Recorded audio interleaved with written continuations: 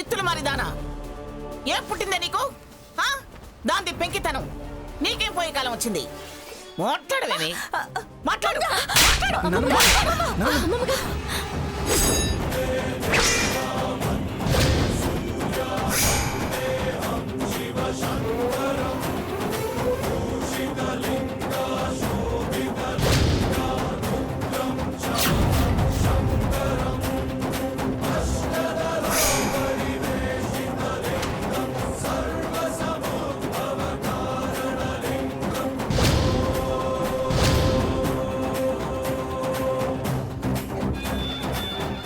వద్దు నానమ్మా. నన్నే కొడతావా? ఇక్కడ నీ తల్లో జేజమ్మ ఉన్నా తిత్తి తీసేదాన్ని. అదేవత్తి అమ్మడానికి ఏదో లిటిగేషన్స్ ఉంటే కోర్టులో చూసుకుంటా నన్ను కోర్టుకి ఇడుస్తానన్నావట.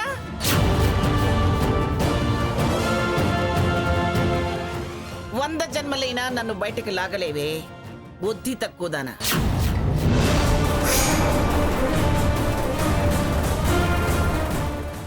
ఇంకా ఇంతకింతకి దిగజారటమే కాని ఎదగటం నీ జన్మలో ఉండదు. దాన్ని రెచ్చగొట్టి మా కాపురాల్లో చిచ్చు పెట్టాలని చూస్తావే. నాది నాది అంటున్నావే, ఏ అమ్ముతావా ఇల్లు?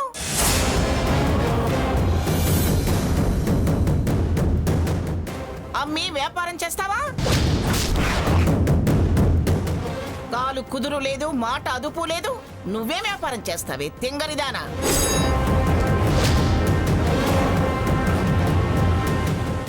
పబ్బు పెట్టి డిస్కో వ్యాపారమా, క్లబ్ పెట్టి డీజే వ్యాపారమా? ఇది మీ నాన్న కష్టార్జితమే.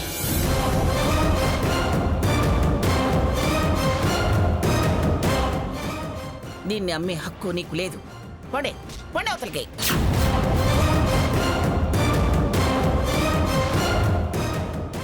రే రఘు, ఎత్తరా ఎత్తరా డబ్బు. అది మీ అమ్మ ఆస్తిరా. దాన్ని ఇలాంటి మొదలష్టపు దానికి ఇస్తావా? ఇది నీ సొత్తురా. ఎవరికీ దీని మీద పెత్తనం లేదు.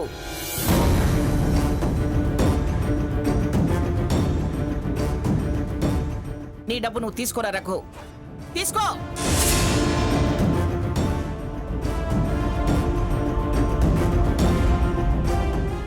ఏమిటి ఏమిటి ఇంకా చూస్తున్నారు? పండి వండవతలకి.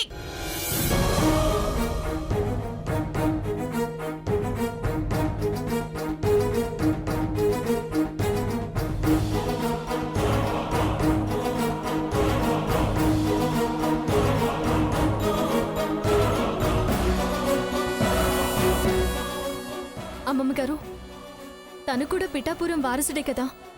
దానికి దీనికి ఏం సంబంధమే? నానమ్మా, ఒక్కసారి కాదు అని వదిలాక ఆ మాట అన్నాక మళ్ళీ వెనక్కి తీసుకోవడం ఉండదు నానమ్మా. రాముడు అంతటి వాడే రజకుని మాటికి విలువిచ్చాడు. అది నా చెల్లెలు. దాన్ని నేను కాకపోతే ఇంకెవరు పట్టించుకుంటారు? వింటున్నావా స్వర్ణ? ఇంకా తను నిన్ను ఎలా చూస్తుందో?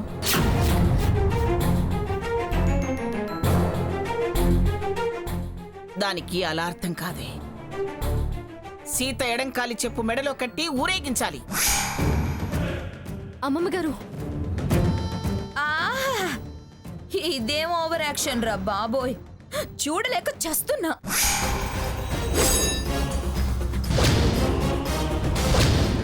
ఎత్తుకోమంటుందిగా, ఎత్తుకోండి.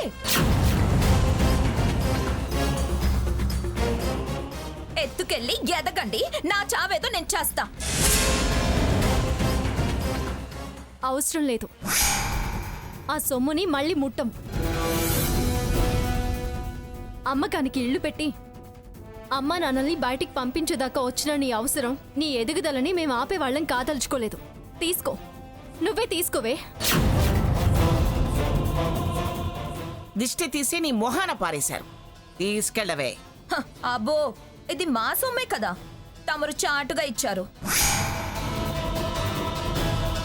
పళ్ళు రాలుతాయి. చాటుమాటుగా చెయ్యి చాచే వాళ్ళమే అయితే మా అత్తగారు ఆస్తిని ఎందుకు అమ్ముకుని వస్తామే? ఆహా, అయితే తమరి కష్టార్జితంతోనే ఎదుగుతారా? అదే కదా పందెం.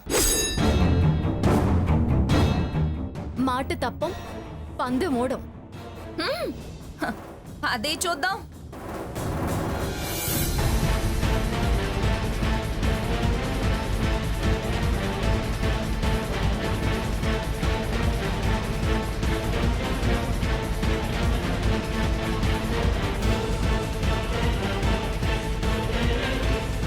ఇంకా ఉన్నాయే.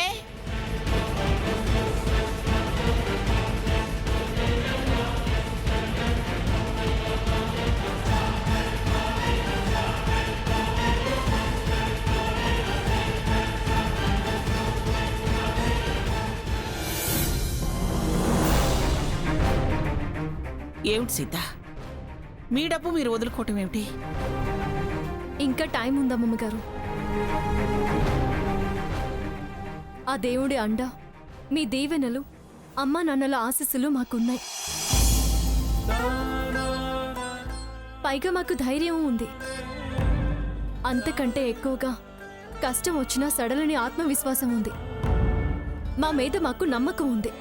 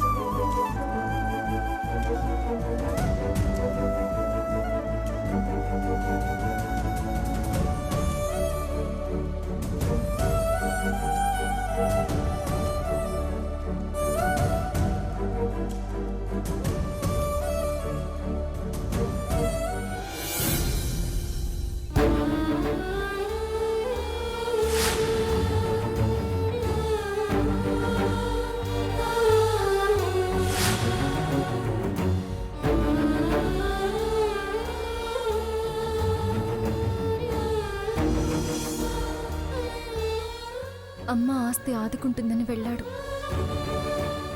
కానీ స్వర్ణ దుర్మార్గం అది వినియోగానికి రాకుండా చేసింది. అమ్మా నాన్నల్ని ఆదుకున్నామన్న తృప్తి మిగిలింది. కానీ ఇప్పుడు డబ్బెలా? డబ్బు కట్టేస్తే పేటెంట్ రైట్ వచ్చేస్తుంది. సీత శ్రమకు ఫలితం, తెలివితేటలకు గుర్తింపు. మా మాట నిలబెట్టుకుని గెలిచి నిలబడతాం అనుకున్నాం. కానీ ఇవాళ మళ్ళీ మొదటికి వచ్చింది. ఎలా? ఏం చేస్తే అంత డబ్బు సంపాదించగలను? అది యా ఏయ్ దుబాయ్, నమస్తే అన్న. ఏం చేస్తున్నావు? టీవీ చూస్తున్నాను అన్న. వెళ్ళి పని చూసుకోపో. అలాగే.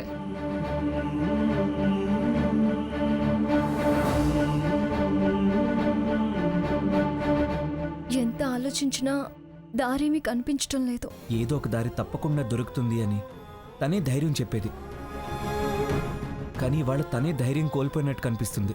రఘు కూడా నాలాగే ఆలోచించి భోజనం చేసుండడు. నేను వెళ్ళి ధైర్యం చెప్పి భోజనం చేయించాలి. సీత పాపం దిగులు పడి నాలాగే ఆలోచిస్తూ అన్నం తినడం కూడా మర్చిపోతుంది. నేనే వెళ్ళి కాస్త ధైర్యం చెప్పి అన్నం తినిపించాలి.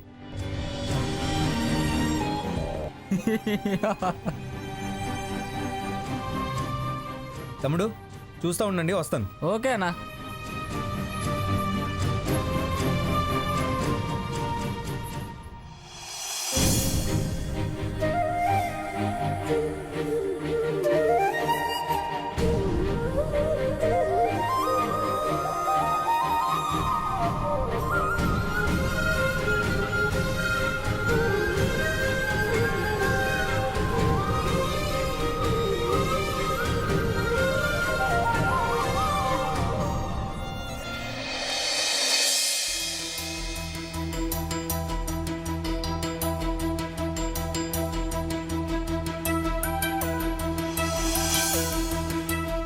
సీత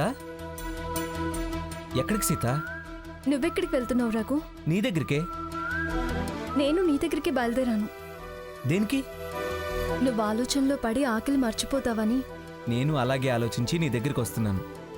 ఇద్దరం ఒకేలా ఆలోచించాం. మనం ఇద్దరం కాదు సీత, ఒక్కళ్ళమే. సరే పద, ఎక్కడికి? షెడ్డికెళ్ళి భోంచేద్దాం పద. భయపడుతున్నావా రఘు? నువ్వు నా వెన్ను తడుతుంటే నేనెందుకు భయపడతాను? కాస్త వెనక ముందు మనం ఖచ్చితంగా మన గమ్యాన్ని చేరుతాం. నీ ఆత్మవిశ్వాసమే నాకు విజయం సొంతం చేస్తుంది. సరే పద.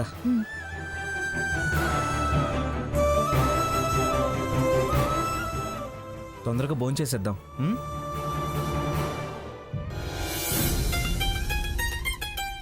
హేయ్ హేయ్ అదే అరే దుబాయ్, అన్న వస్తున్నా. ఏరా ఇంకా రావు? అన్న వస్తున్నా, ఆగన్నా.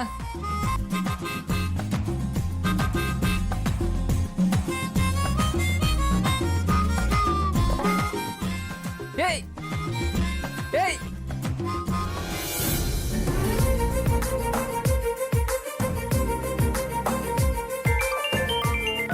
సార్ ఒక్క హాఫ్ అన్ అవర్లో రెడీ అయిపోతుంది. అవగానే డెలివరీ ఇచ్చేస్తాను sir. Okay okay sir, okay. అన్నా, నా భార్య అన్నా. నమస్తే సార్. నమస్తే అమ్మా, మిమ్మల్ని టీవీలో చూశాను. ఆయన చదువు సంజయ్ లేనివాడిని నన్ను సార్ అంటారేంటమ్మా? మాకు ఆసరా ఇచ్చారు కదా సార్. చదువుకున్న వాళ్ళు, మంచి పద్ధతి గలవాళ్ళు. మీ ఆయన మా షెడ్కే మంచి పేరు తెచ్చి పెడుతున్నాడు. అవును, మీరేదో మందు తయారు చేశారని విన్నాను. ఎప్పుడు మా ఆవిడ చాలా తెలివైంది, ధైర్యవంతురాలు అని రఘు చెప్తుంటాడు. ఆయన అంతే. ఆయన గురించి చెప్పాలంటే చాలా ఉంది. నేను చూస్తూనే ఉన్నానుగా అమ్మా. అవును సరే, ఏంటి మీరిద్దరు ఇలా వచ్చారు? తను తినలేదని నేను తినలేదని తను, ఇద్దరం బయలుదేరాం. దారిలో కలిసాం అన్నా. ఇద్దరం కలిసి భోంచేద్దామని ఇక్కడికి వచ్చాం. అలాగా, సరే ఆఫీస్ రూమ్లోకి వెళ్ళి తినండి. వద్దన్నా, రోజు నేను ఎక్కడ కూర్చొని తింటానో అక్కడే కూర్చొని తింటాం. సరే మీ ఇష్టం. రా సీత. లేదు సార్, లేదు, ఇంకా ఆ బండికి కొంచెం ఎక్కువ రిపేర్స్ ఉన్నాయి.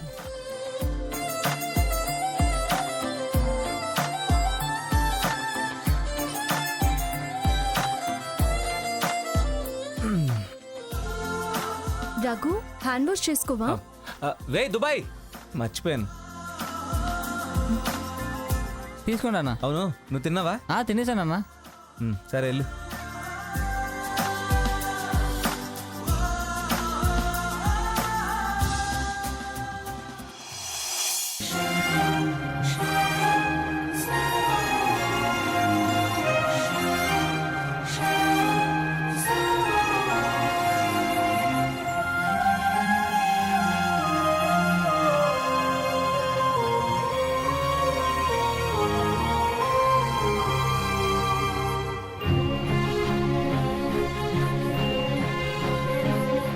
నువ్వు కూడా తిను సీత. ముందు నువ్వు తిను, తర్వాత నేను తింటానులే. అలా కాదు, ముందు నువ్వు తిను, అప్పుడే తింటాను. ఓ,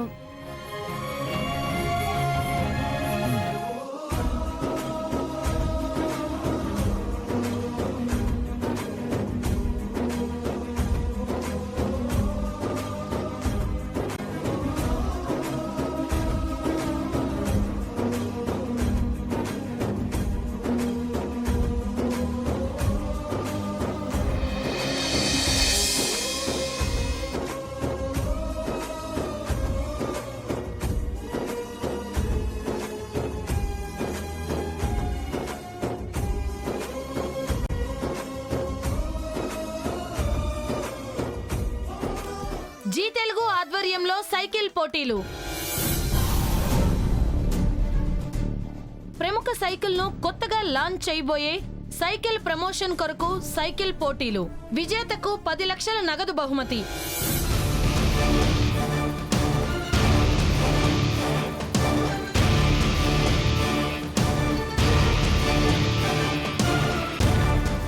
ప్రముఖ సైకిల్ కంపెనీ ఈ పోటీలను నిర్వహిస్తోంది. పోటీదారులు రేపు సాయంత్రంలోగా జీ తెలుగు ఆఫీస్లో పేర్లు నమోదు చేసుకోవాలి.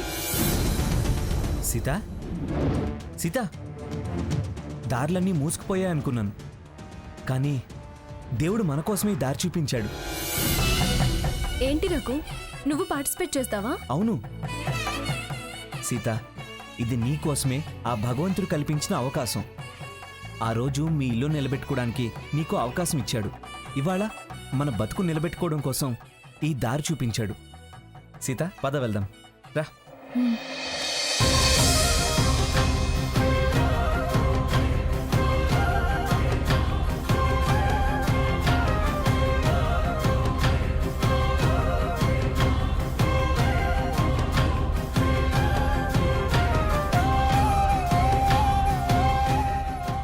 రఘురామ్, ఆ? ఏమిటా స్పీడు? ఎక్కడికి? గెలవడానికన్నా గెలిచి నిలబడ్డానికి రా సీత.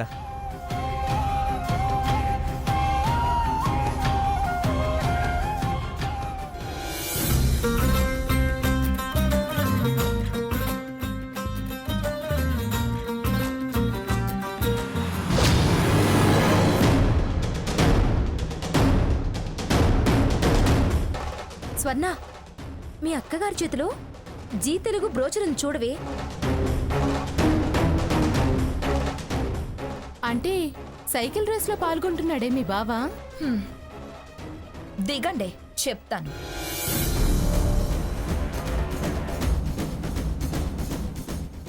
ఏంటి, సైకిల్ పోటీల్లో పాల్గొనడానికి జీ ఆఫీస్లో పేరిచ్చొస్తున్నారా? అవును, అయితే ఏంటి? గెలిచేద్దామని, ప్రైజ్ మనీతో పేటెంట్ రైట్ సంపాదించేద్దామని. ఆశిస్తే తప్పేం లేదు, ఆశపడితేనే తప్పు. మీరు ఆశిస్తున్నారా? అయితే అది ఆశే. ఉత్త ఆశ కాదే, దురాశ. కష్టపడి సంపాదించాలనుకోవడం ఆశ అవుతుంది, కానీ దురాశ ఎందుకు అవుతుందే? మంది సొమ్ము మీద బతకాలని చూసే మీరు ఆశపోతు వాళ్ళు, పరాయి వాళ్ళ డబ్బు మీద సరదాలు వెళ్లదీసే మీరు దురాశపరులు, ఓసిగా బతికేయాలని చూసే మీరు ముష్టి వాళ్లే. నా చెల్లెలి క్రెడిట్ కార్డ్స్ మీద డెబిట్ కార్డ్స్ మీద బ్రతికేస్తున్న బేవర్స్ గాళ్లే మీరు. మమ్మల్ని అనేటంత వాళ్ళ మీరు? మీరు బాగిరది పెంపుడు కుక్కలే. సీత, ఏయ్, ఎక్కువగా వాగకు. మాట స్పష్టంగా మాట్లాడకుండా చేస్తా, జాగ్రత్త. నువ్వెందుకు రఘు ఆవేశపడతావు? ఆడోళ్ల మీద విరుచుకుపడ్డారు అంటారు. అయినా విలువలేని ఇలాంటి వాళ్ళతో మాట్లాడడం మనకే విలువ తక్కువ. వెళ్ళిపోదాం పద.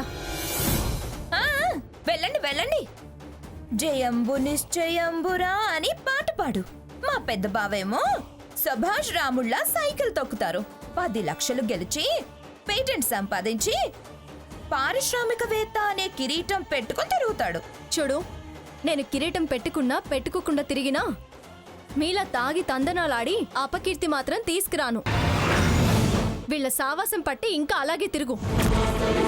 ఇప్పటికే వాళ్ళు చాలా అర్హతలు పోగొట్టుకున్నారు. ఇలాగే వదలకుండా తిరిగితే రేపు సమాజం మొత్తం నిన్ను చూసి మొక్క మీద ఉమ్మేసే పరిస్థితి వస్తుంది. సీత,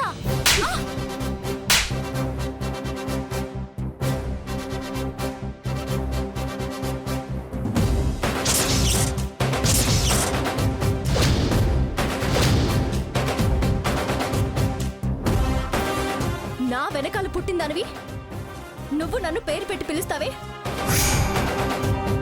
మంది మీద బతికేదానివి నన్ను సీత గీత అని ఏకవచనంతో మర్యాద లేకుండా పిలుస్తున్నావా? నాలుగు చీరేస్తాను.